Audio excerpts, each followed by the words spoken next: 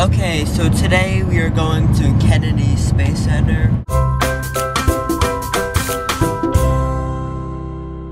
Okay, so we are finally at Kennedy Space Center. I don't even know what I vlogged yet. I don't think anything. But yes, we're at the Space Center. It's really cool here. There's a lot of fun stuff to do. Oh, look at that. Giant newspaper. Yeah. If you ever heard of it, it's basically a space museum and interactive place. They have a lot of stuff about space and history and learning and a lot of stuff space related.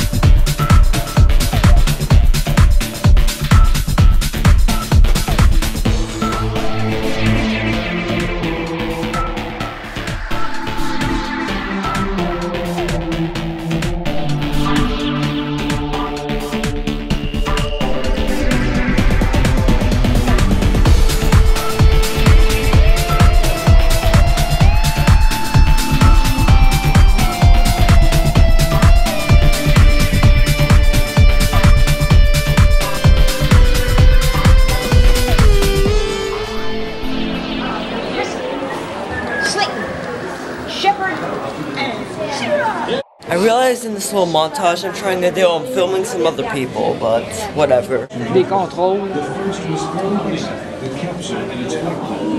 The second was much more complex. The human leg engaged. Whoa. They were that much now. Alan Shepard actually, oh my god. People. Alan Shepard actually flew this thing.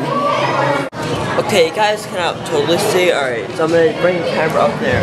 That is the seat he sat in and he looked out the window right here. And Alan Shepard was the one who flew this. Alright, you guys, look at this. That is the original spacesuit that Apollo 60-something, I don't know, a number. That was the original spacesuit that Apollo went up into space with. That spacesuit right there. That was in space. The original one. The one that changed life. Oh, look. Oh, I didn't get a picture of this, so what is this? These are just training models. Training. Ooh, look at that. What? Okay, now I'm taking a picture. Bye. Oh, hello, guys. Right now we're on a spaceship. You see, all of these are models, but this one is the official. Oh, look at the model. Well, they're actually official models. However, they didn't actually go into space. I mean, can this fit into space? Actually, yeah, it can, but no people can fit in it, though. I saw the real rocket that went up into space the first time at the Air and Space Museum in Washington, D.C. I actually vlogged that. Okay, and right now we are back. Oh, look, we're back in the lobby now. Back where we last left off. Ooh, NASA. Yay! Alright, now it's time to go to another building. Oh, what is this? They're learning in here. I don't want to disturb their learning, so I don't know what I'm gonna do next. Look at that, it's a penny souvenir thing. You know, here's what happens with the penny souvenirs. I lose them. The Great Escape one, for example, I actually didn't lose it. It was sitting in my camera case the whole time, like one of those like small pockets in my camera case, like really small pockets. It was in there the whole entire time, and I found it just when it was coming here, flying here. And also I remember a couple years ago in Niagara Falls, I had Canadian money, and I kept it in my DSi backpack. I like this backpack for my DSi and all my games to carry around whenever I was going anywhere, and I just kept it in there. I knew it was in there purposely, I just kept it in there because I was too lazy to put it in a more safer spot, and I think I probably lost it. I may have screwed this clip up because I was playing with my camera settings and I may have hit a wrong button, so this clip may not be coming out okay. Hey, remember that time when I screwed up with my camera? Yeah, I'm making a... Here's my problem. All I do in my videos nowadays is make references to old times. You know what? It's fun to be like, hey, remember that? Well, you know what? Who cares? It's my vlog. I can do what I want to. Okay, now we're outside now. It's so sunny now. Doing some sort of rocket launch. Guess we should go see what's happening. Sticking up.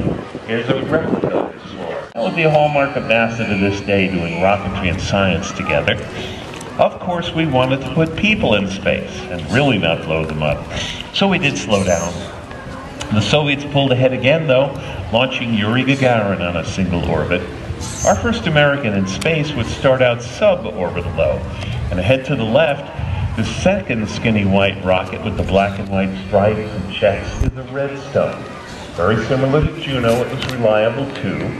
But up on top, we put a 3,000-pound, one-person Mercury capsule. We didn't. Okay, now we're going to get the rocket ship. Put your camera down. Yeah. Okay, we're in the rocket ship. So cool. Okay. Look at this. You can see all around. And I'm in a nice enclosed area. I feel this is comfortable. So probably if you... What? So if I was going to space, I would be going to space in comfort and style. Although probably wasn't that comfortable. I don't know, it just feels comfortable to me. Larger Gemini. Oh, look at that. It is a palm tree. Hey, this palm tree is going to die soon. People to tell how tight the quarters. Whoa, it is loud in here. A lot of small children. Yeah. This is a play gym for junior astronauts. One, that orange access arm is the very piece of metal that they crossed over for their moon missions to put the time and money to the reusability of shuttle. The very first shuttle flight from here, Columbia in 1981. Our final flight 30 years later in 2011, the 135th shuttle flight, Atlantis. And after that flight and landing, we brought her over here, and around the corner under the tank and booster, she's on display, showing all 33 missions by being heat streak coming through the atmosphere. So don't miss that at Close Encounter with Atlantis. NASA is looking back into deep space exploration with people. We're developing a rocket called the Space Launch System with a lot more power than a Saturn V to take us to the moon, near-Earth asteroids, onto Mars. We should have a test flight from Pad B that's ready for it now, about 3 years from now. And in the past few months, we did launch an unmanned Orion craft, testing that out for future manned missions. Okay, right now we're sitting down for lunch. It's actually a very nice Florida day. Like, look around. We're sitting here, we're looking over the Space Museum. There's palm trees. It may be windy, it may be cold, but it's nice and sunny out, and I'm enjoying it. It's like perfect. Except it's a little bit windy. But yeah, we're having lunch. Also, sorry if you guys cannot hear me because of the wind. I have no idea what the wind's doing, if it's making the wind noise that you hear on videos. You guys know that, right? Okay, you guys. Look at this. They have like t-shirts or whatever here, and look at this. They have t-shirt. What? Right there. I find this really cool because whenever I'm out shopping and I'm buying a t-shirt, I always just like, I don't even know what size I am. Like, I'm like, oh, I think this is my size. And a lot of times when I get a t-shirt, it's too big for me. So this helps you find out what you need to buy.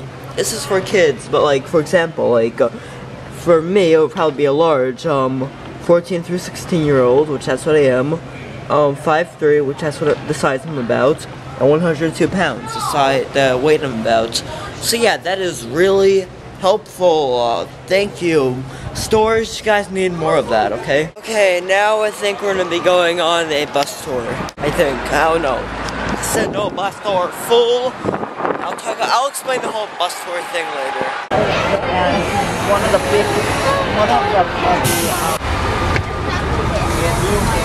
and we're on the bus tour. We're on the bus right now. Oh look, we got a little movie screen here. Yeah, we're just waiting for us to take off. I was so worried that they wouldn't have space for us on the bus, but they do, yay. That is the Apollo Saturn V Center, which is all about landing on the moon. NASA is working with industry to deliver cargo to the International Space Station under contracts with commercial companies. And KSC is preparing for NASA's next generation heavy lift. Only move in one direction, and that's forward. You look on the left of the crawler, you'll see that cab. That's where the engineer sits. And when it's time to change directions, there's another cab just like that. Diagonal. Sex is planning or building over here. They're building a five-story building. They plan on assembling the rocket horizontally, and then they're going to use a railway. when what their future is for. To the left of the fixed service structure is a rotating service structure. When NASA would bring the shuttle out to the launch pad about 30 days before it was due to launch.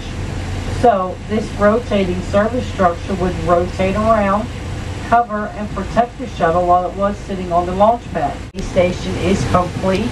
The shuttle program has been retired. There's going to be an opening they told on me to your get left. my cameras ready.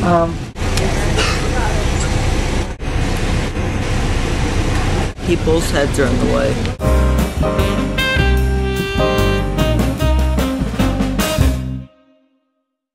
This pad looked just like pad A. The shuttle structure was removed. They added these 3 600-foot tall lightning masts. These lightning masts are grounded.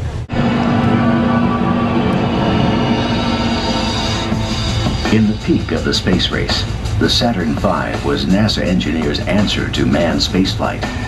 Part of that mission was getting the vehicles from the Vehicle Assembly Building, or VAB, to the launch pad 3.5 miles away. Okay, I got off of the bus tour. It was really good and I liked it a lot. I learned a lot about Kennedy Space Center. The only problem was there was so much interesting stuff and I really wanted to film it.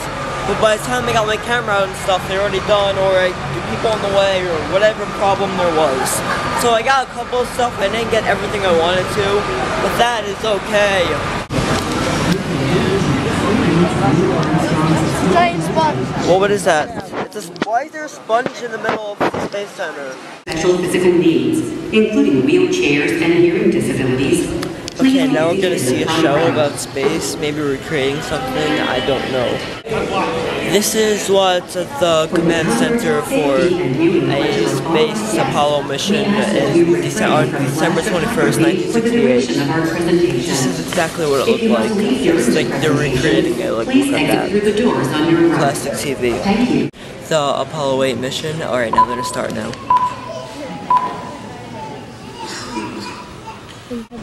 This is the firing launch control for the Apollo mission. This is not a mock-up. These are the very consoles we sat at when men first took off to fly to the moon. The tragedy of Apollo 1 had put us 1.5 years behind. We were making up for it in one big leap. And we were doing it with a rocket that no man had ever flown before. It was a few days before Christmas, 1968. When Apollo 8 sat on the pad. She was the first of a new kind, a moon rocket. This was to be their testament.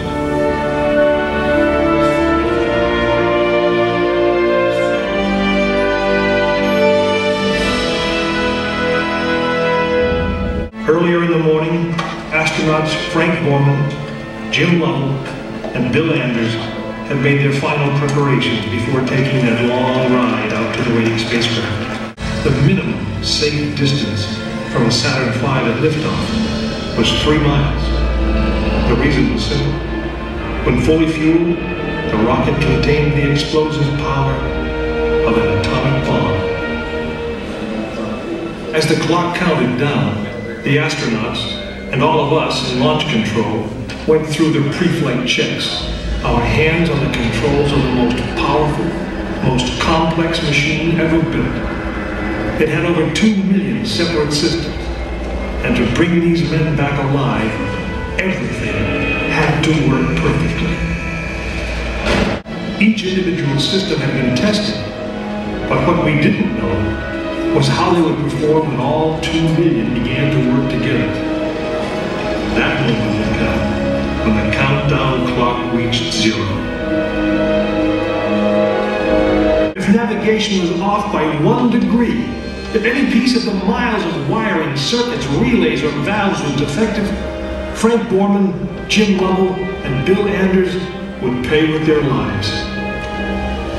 You are now in the final minutes before the launch of Apollo 8, right here where it actually happened.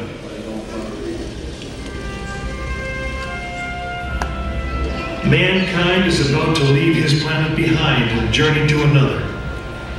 It is one of those rare moments when history is not being made, destiny is being embraced.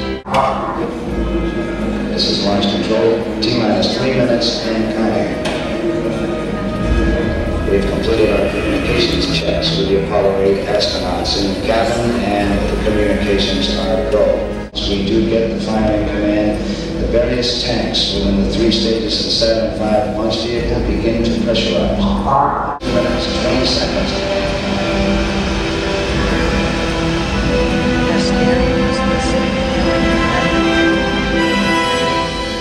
Seconds on the counting. The Apollo 8 crew standing by, spacecraft commander Frank Borman, Jim Lovell, Bill Anders. Now the report that the liquid hydrogen tank on the 3rd stage is pressurized. 1 minute and 15 seconds. All 3rd stage propellants pressurized at this time as we come up on the 60-second mark on flight to the moon. 60 seconds and counting. The vehicle now is completely pressurized. We're coming up on a power transfer shortly.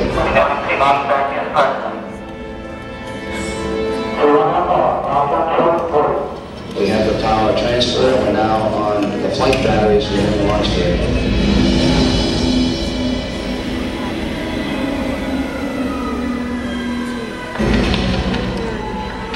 Final reports coming from Frank Borman at this time. Final look at the switch list aboard the spacecraft. 20 seconds, all aspects. We are still to go at this time. 13 minutes, 15, 14, 13. This is getting exciting. 11, 10.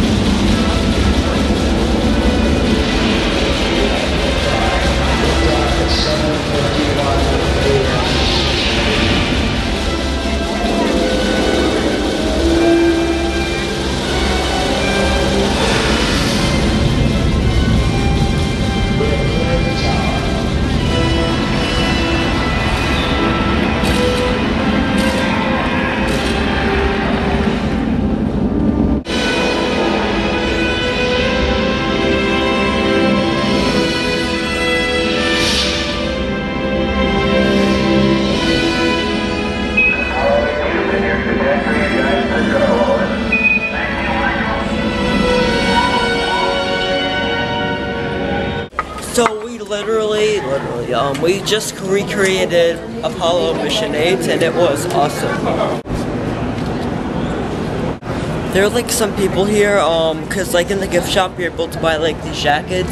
They look just like astronaut jackets. We're not really astronauts, just like NASA jackets. Like there's so many people who I think are like astronauts. Why am I saying astronauts? Most of them aren't astronauts, just like people who control the mission, people who work for NASA, but they aren't. Actually this is JFK, no, this is Kennedy Space Center, JFK. Wait, no, that's airports. I'm so confused. I got all my Kennedys confused, even though it's all the same person. Oh, Kennedy. Here's the Apollo Saturn V Spaceship 8. I don't know, I got my Roman numerals confused. So here it is. It is the size of 2 Statue of Liberties, 4 Mercury Redstones, 1 football field, 2 space shuttles, and 9 Kennedy Space Center tour buses. You guys probably don't know what Kennedy Space Center tour buses are. They're basically regular tour buses. So you know what a tour bus looks like? Look at that. That is a moon rock from the moon. Okay, here it is. This is the Apollo 17 astronaut suit from one of the astronauts. Not sure which one. Yeah, I wonder what everyone does with their astronaut suits. Like once they go up and stuff, like what do they do with it next? Actually, it's just called a spacesuit. Probably whatever they do, they either keep it throw it out, which really shouldn't throw it out because it could be worth a lot. They'll sell it online or put it in a museum for a ton of people to see. Perfect idea. Right now we're doing one of those like green screen photos. I took off my hoodie because it's green and it's a green screen. But it's like one of those photos where like we're flying in space. So yeah, that'll be cool.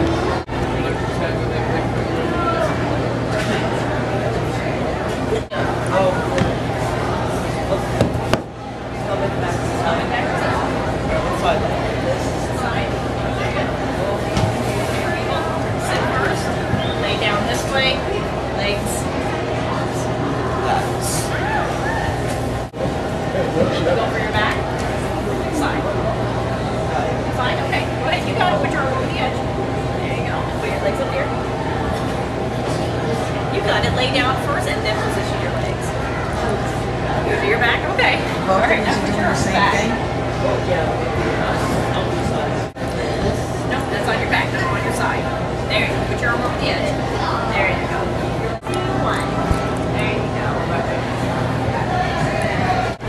The process as she is turning me into a flying person. Sorry for the glare, guys, but right now they're just positioning us. Yeah, I like that one.